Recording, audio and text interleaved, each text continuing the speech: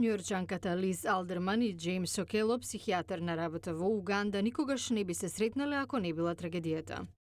Нејзиниот најмлад син Питер бил убиен во нападите на Светскиот трговски центар од 11 септември. Тој не работеше во зградата. Таму бил на состанок. Имаше 25 години кога загина.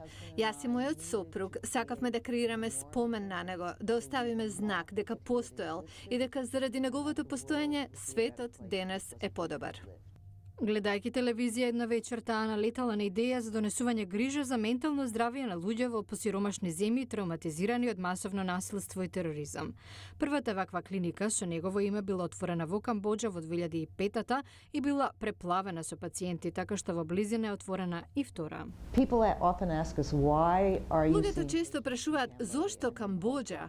Пол Пот беше пред 30-35 години, но травматската депресија не минува. Го гледате ова кај деца на преживеане од Холокаустот. Травматската депресија оди од една генерација на друга. Ако не ја третирате, ќе остане. Во Уганда има 4 клиники. Меѓу пациентите се многу деца, војници и други киднапирани во војна во текот на 2 децении од страна на армијата на Божиот отпор.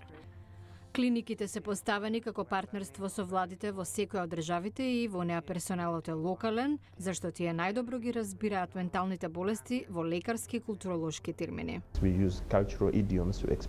Користиме културолошки идиоми за изразување на истите западни симптоми. Ако не ја знаете културата, лесно може да дојдете до погрешна дијагноза. Фондацијата има клиники и во Најроби, Кенија, а работела и во Руанда, Либерија и Хаити. Издава своја медицинска публикација Африкански журнал за травматски стрес и обучила 200 локални здравствени професионалци кои сега обучуваат други, а досега третирала повеќе од 75.000 пациенти.